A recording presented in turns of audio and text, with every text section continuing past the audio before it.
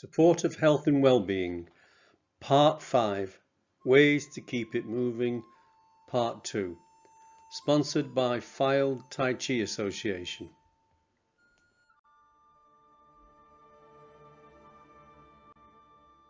So, following on from our previous videos, and in particular, Ways to Keep It Moving, Part 1, I emphasized the physician Sun Shemiao's tactical and pragmatic adage, moving water doesn't stagnate, an active hinge never rusts. There's no question that in order to remain healthy, all of our tissues and systems require activity. And furthermore, if we wish to maintain this healthy activity for as long as possible, within the limitations of our own relative, for better or worse, causes and conditions, they need regular healthy challenge and compromise, but within, of course, an unobsessive approach. We might just think, well, I get the idea about the use of wholesome diet, including the use of certain plants in a proactive and reactive approach to keep things moving and to supply energy for function and proteins and fats for structure and protection and so on.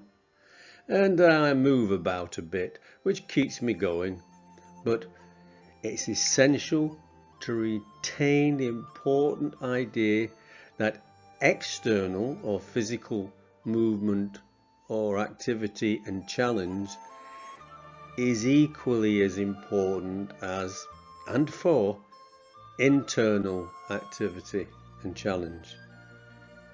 For example, the muscularly dependent activity of limbs and skeleton provide an important assistance to respiration, circulation and immune function.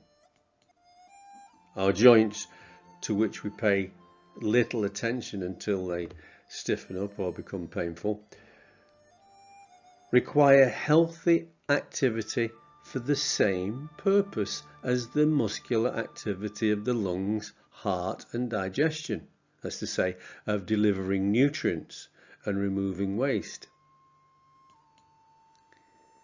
Important and little attended to tissues, known as fascia, require beneficial activity to remain supple and flexible. And this in turn enables optimal function of all other tissues, including the nervous system. And importantly, from the point of view of what I'm going to be discussing shortly, Qigong theory, effective function of what's known as Qi or energy channels and vessels which run throughout the body. So we require activity, preferably on a regular basis, in addition to the mundane activities of work and shopping. So in the following slides, we'll examine some useful activity that, along with nutrition and some medicines, when necessary, contribute to prevention of stagnation and development of rust.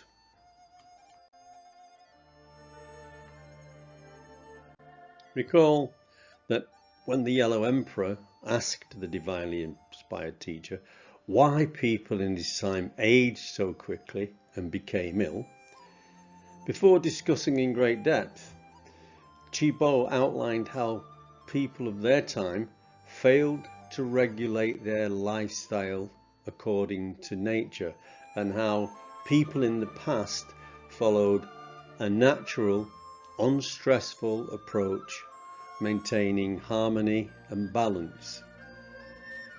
He informed Huang Di that primarily they ate a correct diet, avoided excesses, and practiced exercises combining stretching, massaging and breathing to promote energy flow, and meditation and so on to help maintain and harmonize themselves with the universe. But he also explained that secondarily they utilized the method of Zoyo, or medical treatment and acupuncture. So Qigong emphasizes that medical treatment and a wholesome lifestyle are essential to help overcome pathogenic influences or potential pathogenic influences and to aid health and well-being. But he strongly implies that avoiding medical treatment by personal, efficacious activity is preferable. Recall the anecdote from Chinese medicine of the 3 doctor brothers. Here we saw that all 3 types of doctor's skills, with regard to acute medicine, general medicine and preventive medicine, are necessary. But the important implication is that following the advice and methods of the 3rd doctor brother, the one who prevented disease from arising, can help us avoid illness and having to visit the other 2. The 3rd brother's approach exemplifies the meaning of Qigong's well analogy, that it's better to dig a well before becoming thirsty. That's to say, prevention is better than cure.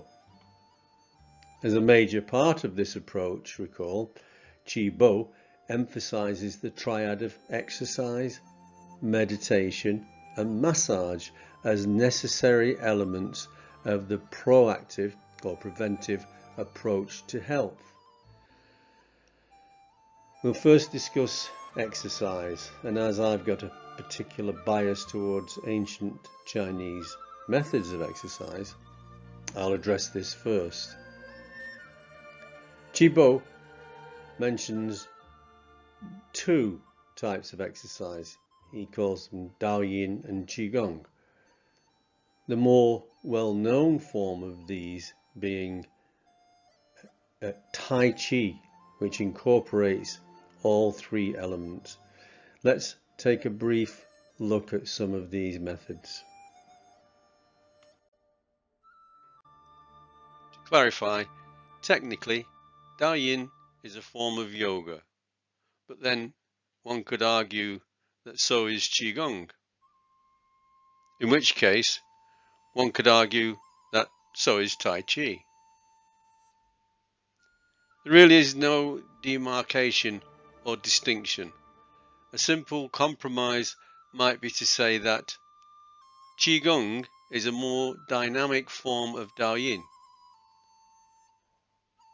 and Tai Chi is a more dynamic form of Qigong.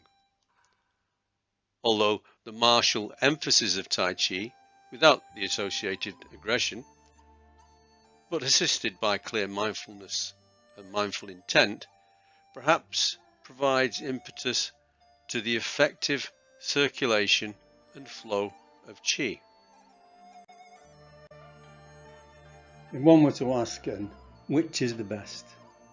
The answer is that they're all beneficial, and they all seem to work to a greater or lesser degree, depending on the level of practice, the regularity with which it's practiced, and the effort of practice. But for practical purposes, one might say that Daoyin can sometimes be quite difficult to perform, again depending on the level. Some of the postures being similar to the contortions of Hatha Yoga, for example. Tai Chi is a little difficult to learn because of all the connecting postures and transitional movements, whereas many Qigong forms can be easily learned and adapted and performed by folk with varying capacities and limitations. And the forms are relatively short and much easier to remember and perform as a regular practice. In fact, perfect for keeping it moving. For example, Baduanjin Qigong is a very popular and easy to learn form of Qigong, which legend suggests was developed by the 12th century folk hero General Yue Fei, which he taught to his warriors to help keep their bodies strong and well prepared for battle.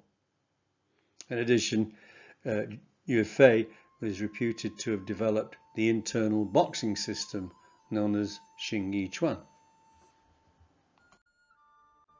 The seated form of Baduanjin appears to be more akin to the yogic postures of Daoyin and is a form perhaps more suited to the adept. The standing form of Baduanjin, or 8 pieces of brocade, is a popular and easy to learn Qigong exercise for strengthening the constitution. The form is woven together like a piece of embroidery, ensuring complete stretching, strengthening and mobilizing of muscles and joints. Its bending, twisting and stretching combined with correct breathing provides a healthy internal organ massage. This, combined with mindfulness, directs and optimizes the flow of energy, so it can optimally weave its way through the network or threads or meridians to the bones and sinews and organs to help keep them functioning. As with most popular forms, it can be used when recovering from illness to regain strength and balance. The form has a strong relationship and was perhaps developed from the famed Shaolin form known as the Yijinjing, but the postures are not so strenuous and extensive.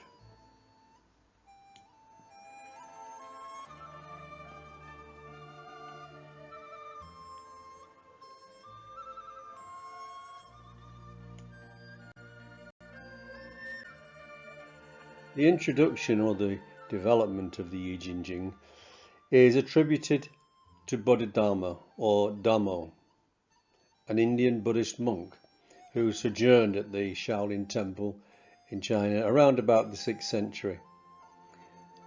Concerned for the poor health and the lethargic nature of the monks there, he instructed them in these 12 postures. Its Hatha Yoga characteristics reflect its Indian influence and have a strong relationship to Daoyin.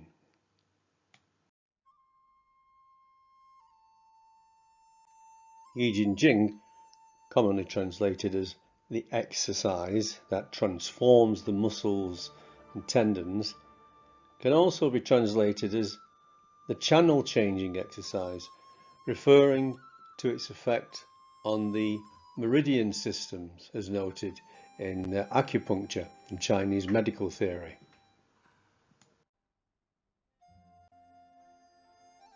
Although not for the faint-hearted, this Qigong is more strenuous than the others, it's an excellent exercise to generally strengthen the body, engender flexibility and mobility, and to focus the mind. And although it can be performed in a gentle flowing manner, much like Baduanjin and other forms of Qigong, the postures are often held for slightly prolonged periods using a combination of dynamic tension and isometrics. For those who practice this form, it's clear to see why it's called the muscle and tendon exercise. And it certainly addresses Sun Shimiao's adage, active hinges never rust. But a word of warning, if you are physically unable to perform these postures, or if you haven't received correct guidance from a competent teacher, your hinges are in danger of seizing up. Following on or alongside learning Qigong, folk who feel able and have the time and capacity, learning Tai Chi is a very useful addition to your personally responsible and proactive approach to health and to keep it moving. Oh, and it's a great excuse to get together with like-minded, peaceful folk. Like Qigong, there are several forms of Tai Chi, and which you choose is a matter of availability and personal choice. Yang Tai Chi is arguably the most popular form of Tai Chi practiced in the West. It gained popularity in the West over other systems, perhaps because some of its masters from the Chinese diaspora were the first who were willing and kind enough to share its benefits, particularly with regard to health. This, along with the visually graceful, meditative and ballet-like postures, added to its esoteric character as a desirable form of exercise.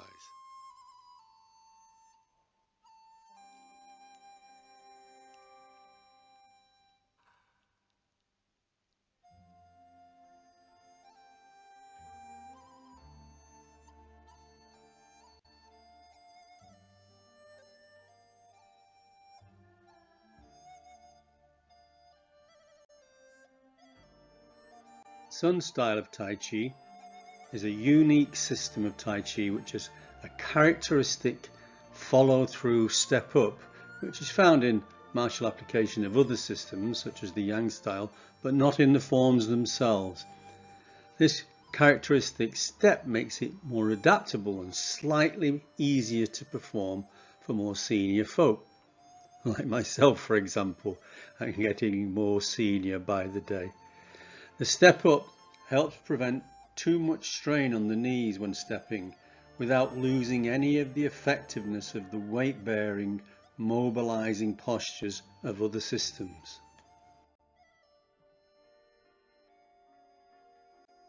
In addition to the complete body exercise and development of coordination and balance, specific postures, especially when correctly coordinated with breathing, guide or lead the qi through the vessels and channels in the body, opening them up and activating them. The opening and closing or condensing and expanding or yin-yang nature of the movements enhance effective flow of qi to and from the limbs, marrow and organs to help maintain health. Although certain postures direct the flow specifically, when performed completely, the postures of Qigong and Tai Chi provide a comprehensive flow through all the meridians and organs. However, mindful or meditative intent is most beneficial with regard to the effective flow of Qi, as Qi Bo makes clear when he states, "When internal energies are able to circulate smoothly and freely, and the energy of the mind is not scattered, but is focused and concentrated, illness can be avoided." But as I said earlier, there are many forms of Qigong, and they all seem to work. But as the Chugar Hong Kyu master John Farrell points out with regard to Qigong for health, in one sense, the character of the movement is less important. Any complete set of movements will suffice, provided they're generated from a strong root, performed correctly and with mindfulness. Suggesting, of course, that whatever form one adopts, providing it's performed in the prescribed manner and one avoids distraction and applies attention and focus, benefits will ensue. He further points out that Qigong engenders clarity of mind, calms the emotions, and consequently invigorates the spirit. He continues, it helps to create a healthy, coordinated mind and body that's better able to deal with the pathogenic stresses which individuals may encounter in their daily lives. They enable the practitioner to relax the mind and body at a deeper level, assisting in the removal of more chronic or subtle tensions that may build up as a result of the increasing stress and pace of modern life. Anyway, the real benefit of Tai Chi and Qigong is found in regular practice, which contributes to a good physical and mental constitution and an improved feeling of well-being. So, to summarize, Tai Chi and Qigong keeps body fluids moving optimally. They keep joints moving effectively. They strengthen muscles and bones, improve flexibility and balance, calm the mind, and invigorate the spirit.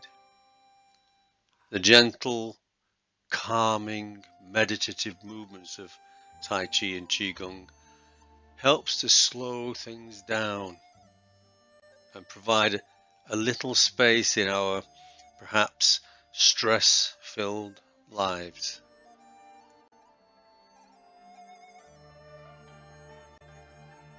In the words of the Buddhist monk Nyanaponika Mahatera, beyond the immediate effects of an exercise session, slowing down exercises influence the pace of the daily rhythm in what we do, how we talk and think. In this way, such exercises have a profound effect on the reduction of a major cause of disease development, stress, something which we'll look at in more detail in a later video.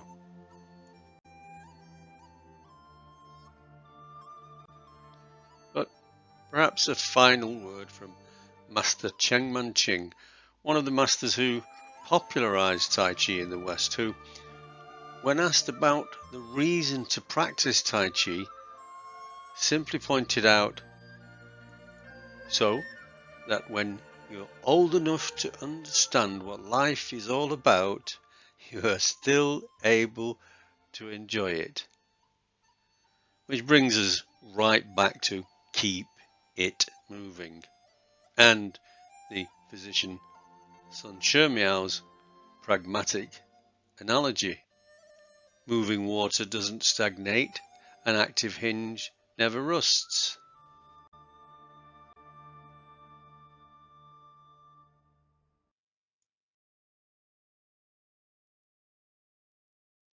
For more information about Tai Chi and Qigong as practiced at the Filed Tai Chi Association, and for information on class times, check out filedtaichi.com.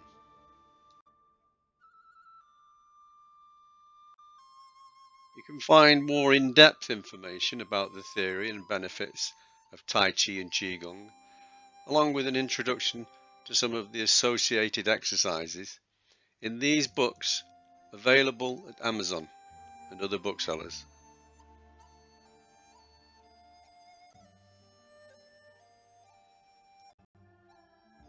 In the next video, we'll look at some more ways to keep it moving for those folks who are not really interested in practicing Tai Chi and Qigong.